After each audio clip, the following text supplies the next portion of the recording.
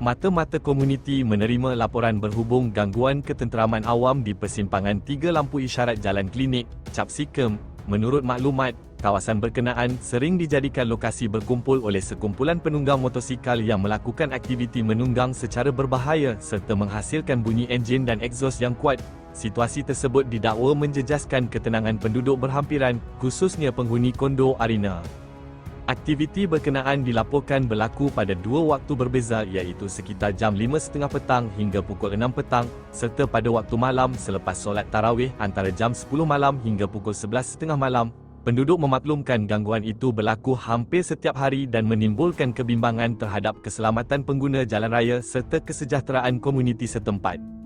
Orang ramai berharap pihak berkaitan dapat mengambil perhatian dan melaksanakan pemantauan sewajarnya bagi memastikan suasana kejiranan kekal aman dan selesa. Langkah pencegahan berterusan diharap mampu mengurangkan gangguan dan meningkatkan kesedaran sivik dalam kalangan pengguna jalan raya setempat.